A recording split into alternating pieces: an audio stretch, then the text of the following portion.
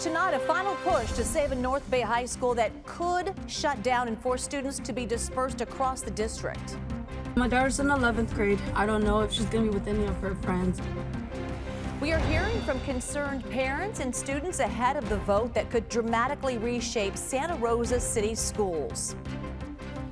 On this day of remembrance, a look at some recreations of powerful images from Japanese internment camps. They're saluting the flag, showing respect to the United States of America. And here they are locked behind barbed wire. And those involved say they see parallels between what's happening in our country today. Also, it is the first day on the job for Alameda County's new top prosecutor. We hear from the new DA about what she plans to do differently from her predecessor. I feel like we cannot stop the crime from occurring, but we can be a deterrent. This is CBS News Bay Area with Juliette Goodrich. Good evening. No doubt it is a difficult night ahead for students and parents in the North Bay. They're going to find out tonight if their school will shut down for good. And like many other districts around the Bay Area, Santa Rosa City Schools is short on money. The trustees are meeting right now. Our Kelsey Thorne was in Santa Rosa today, where she's been hearing from those who oppose the closures. Well, parents and students are making their voices heard, many of them angry at the potential closure of Elsie Allen High School, calling on the school district to find a different way to balance its budget.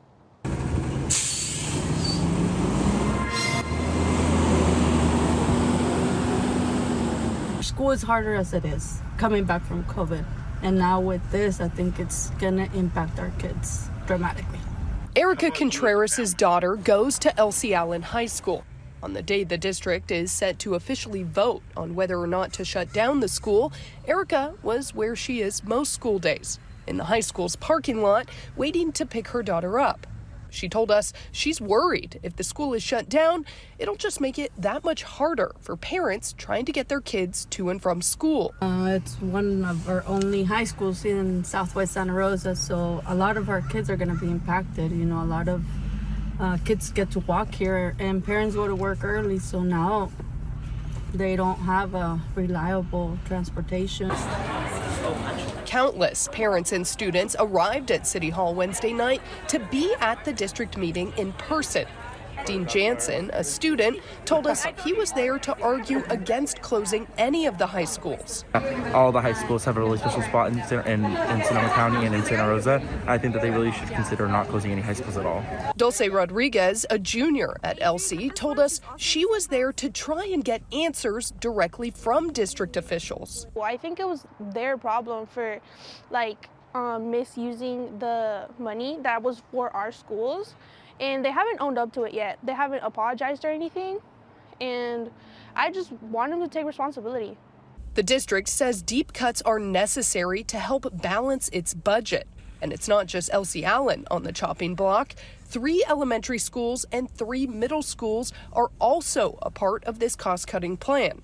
In a statement, Superintendent Dr. Daisy Morales said officials must make difficult choices to ensure the sustainability of the district, going on to say they are exploring all possible options to minimize the impact on students and families. Erica Contreras says she doesn't know exactly where her daughter will go if Elsie is shut down. She says the whole plan has everyone on edge. It's just nervous. It's just nerve-wracking right now. Now, some critics are also saying that by closing down Elsie, it would also disproportionately impact the Latino community. 90% of Elsie Allen High School students are Latino. Tonight, the school board in Vallejo is also voting on possible closures and consolidations, and it's been the same story across the Bay Area. As we've been reporting, a number of other districts have been forced to make some difficult decisions because of low enrollment. They include the Franklin, McKinley, and Alum Rock districts in San Jose. SF Unified and Oakland Unified are also facing some big money problems. And this is a trend that could continue. So take a look at this graph from the Public Policy Institute. Statewide enrollment could drop even further by 2033. So what is causing this decline? Earlier, I talked to one of the fellows from the Institute. Here is what he said. Yeah, so there's really a couple things that have been going on. One is we had a decline during the pandemic, so parents held their kids out of school. We had more kids enrolling in private school or doing homeschool options. Some of that has subsided, but what's continued is a longer running demographic trend where we have people moving out of the state, we've had stalled population growth, and we also have lower birth rates. And so each kind of cohort of kids that's entering the K through 12 system year after year is smaller. And so with that, comes a smaller school footprint and perhaps eventually school closures as well. He tells me even though the downsizing decisions are difficult, there is a silver lining. Money allocated from the state could go further for local districts with fewer kids. 43 different faith organizations came together in San Francisco today to show their support for the immigrant community. They marched in Japantown to denounce President Trump's threat to deport millions of undocumented immigrants living in the U.S. And they picked today's date for a reason. It was 83 years ago today, after the start of World War II, when President Franklin D. Roosevelt signed Executive Order 9066, sealing the fate of more than 120,000 Japanese Americans living on the West Coast. Families were rounded up and imprisoned into one of 10 internment camps built across the country. Their only crime, they looked like the enemy. Today, a photo exhibit in Emeryville is looking to retell the story of what Japanese Americans went through in 1942. Orion Yamamoto caught up with the award-winning photographer and a woman from Albany who was born in one of the camps, both trying to make sure history does not repeat itself. I was shocked and saddened. Satsuki Ina remembers the day when she discovered an historic photo of her father from 1942. And even though the image of my dad is a little blurred, I recognized him right away. The photo shows her father inside a jail at the Tule Lake internment camp, where nearly 19,000 of the 120,000 Japanese Americans taken from their homes were imprisoned during World War II. I didn't know he was ever in the jail. A jail she had a chance to visit, the side-by-side photos showing her standing and thinking inside her father's actual cell. Just took some time to reflect on what it must have been like for him to be separated from his family, not knowing how long he's going to be gone or where he was going to be sent to. The image of Satsuki, taken by Pulitzer Prize-winning photographer Paul Kitagaki Jr., whose project and research began after he discovered a photo of his own family taken in Oakland before they were about to board a bus and sent to the internment camp in Topaz, Utah. My grandparents, my aunt, and my dad, he's 14. I just couldn't believe they were in this. I mean, I looked at my dad, he's wearing these jeans with these rolled up cuffs on his jeans. He's just sitting there really looking like, what the heck is going on? Paul recreating the moment with a stoic photo of his father and aunt outside of the Oakland building where the original photo was taken. Just standing in that same spot and just thinking back in 1942, their whole life had been blown up. The full exhibit, called Gambate, has traveled the country since 2012, featuring more than 61 pairs of photos that he has curated since 2005. This was a tough one. I mean, one of the most iconic pairing of photos, an historic picture of these three young Boy Scouts saluting the flag at the Heart Mountain internment camp in Wyoming. I like the symbolism of them. They're Boy Scouts. They're saluting the flag every morning and lowering the flag, showing respect to the United States of America. And here they are, locked behind barbed wire. It's just such a shameful part of American history. It is a part of history Satsuki Ina has written about in a book documenting her family's journey, and now travels the country speaking about the links of the Japanese American experience to what is happening today with other immigrant groups. It's the same rationale that's being used today to do mass roundup and detention of asylum seekers and other immigrants. Her goal, to keep telling her story that all began 83 years ago with the signing of an executive order, now with the hopes that history does not repeat itself. The exhibit will be on display in Emeryville through May, with a chance to meet the photographer on March 1st. Air quality reports have come back normal after a flare-up at a Monterey County battery storage plant. Officials say it was an apparent reignition of the fire last month, which forced evacuations and destroyed much of the Vistra energy facility in Moss Landing. Last night's fire was considerably smaller and is now under control, but residents say they still have questions over safety. Batteries are important, but Vistra and the whole battery industry has themselves a bit of a PR nightmare on their hands. Testing done after last month's fire revealed heavy metals were found in nearby wetlands. Officials said they are working with Vistra to disconnect remaining batteries to avoid the risk of another fire. Up next, we sit down with Alameda County's new district attorney on her first day on the job, and she's already undoing some of her predecessor's work. And how the Trump administration's layoffs could have a big impact on the wine industry. Some light showers early today gave way to a pretty sunset as we look to the west from Salesforce Tower. A little bit of fog and low cloud cover right along the coast, but we're going to see that fog trying to spread out later on tonight. We'll track that along with the big warm up in store for the weekend coming up in the First Alert forecast.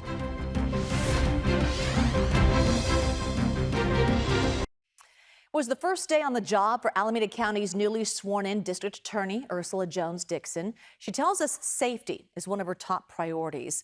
Lauren Toms caught up with her as she was settling into her new office.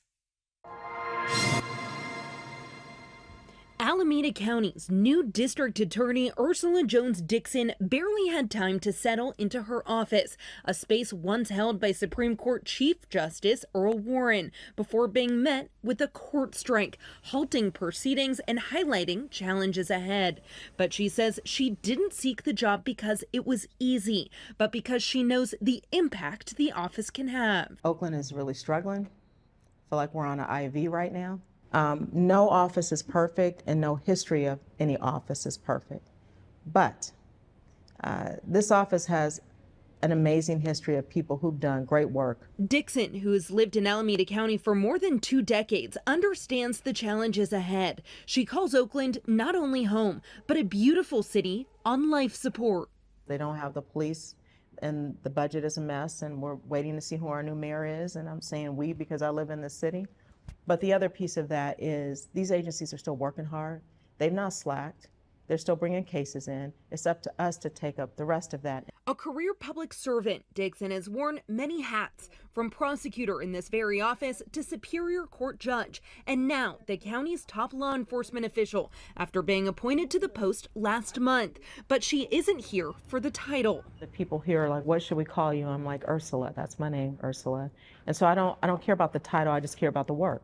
Latest statistics show an uphill battle for Dixon. According to city data, violent crime dropped across Alameda County, including in Oakland, where it saw a 19% decrease. But Dixon handles the next step, prosecutions. And according to the latest data from Oakland police, just 3% of violent crimes were solved in 2023. And that's where her work begins. I feel like we cannot stop the crime from occurring, but we can be a deterrent, and we can make sure that people know that when something happens to them and it's brought to our office, something happens. There is a consequence for every action. Her first major policy shift, speeding up the charging process, upending her predecessor Pamela Price's progressive policy. If our job is to make sure we at most can protect our community by also making sure that, you know, young people who make dumb mistakes, everybody doesn't have to go to state prison for everything that they do. But you can't continue to do the same thing over and over again with the same result and not call that insanity. Ultimately, she says the role of DA is about consequences, ensuring that when crime happens, justice follows. Her very first order of business this morning, she issued a directive to prosecutors rescinding a handful of her predecessor's policies, including requiring special approval before adding enhancements to a case, such as a gun enhancement that adds time onto a sentence. All right, let's turn now to weather, shall we? Our last chance at rain for a little while. People in San Francisco and in the East Bay seeing some scattered showers this morning and in the early afternoon. That has since fizzled out. Paul Hagan is here with our forecast that you predicted, I might say. Yeah, the last of the rain that we are going to be seeing for a while, and it didn't amount to a whole lot. Here's the radar replay over the last 12 hours as the showers were moving into the North Bay. As the sun came up, they quickly moved across the Bay Area and really did not amount to a whole lot, but managed to hold on to produce at least trace amounts of moisture for most of the Bay Area. But as that rain moved out, we saw a mix of clouds and sunshine this afternoon, and we're going to see plenty of sun over the next couple of days. Let's take a look at how much rain did add up out of this meager little rainmaker. As we look out from the Mark Hoppins Hotel to the east, a little breeze stirring the flag there. These are actually the weather headlines. We're going to be seeing light showers. Well, they've come to an end entirely. Sunshine, warmer temperatures in store for us Thursday and Friday. The rainfall that we saw this morning into early afternoon, less than 1/10 of an inch across the board. Some spots came up completely empty. Dry weather is going to continue through the weekend and into the first half of next week, with above normal temperatures continuing into the first half of next week as well. Temperatures at the moment are dropping down into the 50s for the most part across the Bay Area. And we don't have any additional rain chances headed our way over the course of the next 7 days. The rain we saw today, that's it. The little bit of green you're seeing here at the bottom of the chart indicates the potential for maybe a little bit of fog along the coast to condense on a couple of surfaces and maybe register as a trace of moisture. Otherwise, we are going to be very dry as we finish the month of February and head into early March. Temperatures right now, there they are, in the 50s across the board. Everybody between 54 and 57. Not a whole lot of variation on the map at the moment. And later on tonight, we're mostly going to drop down into the 40s as the fog tries to spread out across the Bay Area. Some of that along the coast is going to try to make its way across the Bay. But as the moisture from what fell this morning evaporates into the lowest levels of the atmosphere and gets stirred around, well, then the fog is going to dissipate likely before the sun even comes up tomorrow morning. So it's not going to be a big factor for the Thursday morning commute, and temperatures will begin mostly in the 40s. The exception to that is going to be in the North Bay valleys, where we're going to start off in the upper 30s, but that's not that far below normal for this time of year. 38, 39 degrees is tolerably chilly for mid to late February. And then high temperatures tomorrow are going to reach up to several degrees above normal, about 3 to 5 degrees above normal. But where you start with 38 in Santa Rosa, you're going to climb up to almost 70 in the afternoon. Same thing for Healdsburg and for Fairfield. Those would be some of the warm spots tomorrow. Mid to upper 60s for most inland parts of the Bay Area, low to mid 60s around the Bay, with a mix of upper 50s and low 60s along the coast, and very similar temperatures in store for us once again on Friday. The real warm up is going to kick in as we head into the weekend. Let's take a look at the 10-day temperature outlook. Forget 7 days. Let's look even farther down the line. Actually takes us into the first day of March. We're talking about above normal temperatures across the board. We're looking at the 10-day temperatures for San Jose, which will be one of the warmest spots around the Bay Area, but low to mid 70s over the weekend and through at least the first half of next week, maybe retreating to around 70 degrees for the last days of February and into early March. These temperatures are really more reminiscent of early May as opposed to early March for Santa Clara. So not exactly the normal February pattern, but hey, we'll take that little taste of springtime if it wants to present itself. Let's take a look at the 7-day forecast. We'll start inland, where temperatures are going to warm up on an average basis into the low 70s this weekend, continuing that trend into the first half of next week. But again, some of the warmest spots, like in San Jose, climbing up into the mid 70s. Temperatures around the Bay don't warm up as much, but still flirting with 70 degrees over the weekend and through the first half of next week, with kind of a mix of clouds and sunshine. No rain at all in the 7-day forecast, even for coastal parts of the Bay Area. Some of that fog early next week, not much more than just gray skies on Monday, and your temperatures are going to stay in the low to mid 60s as well. Jules? Paul, thank you. The Trump administration firing scientists performing research on the impact of wildfire smoke, and it could mean a setback for the wine industry.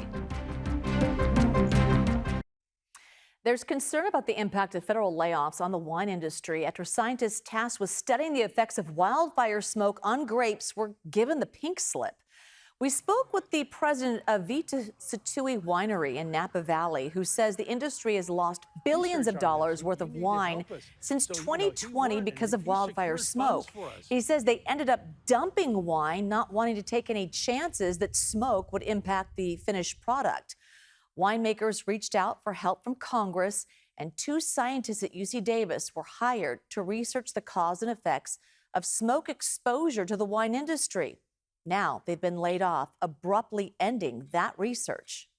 That this is impacting stakeholders greatly. They went and they asked the federal government for assistance in an issue that they were seeing dramatically impacting their crops. It makes absolutely no sense. They cut 2 jobs And we lost $3.7 billion worth of wine and inventory and property due to a wildfire.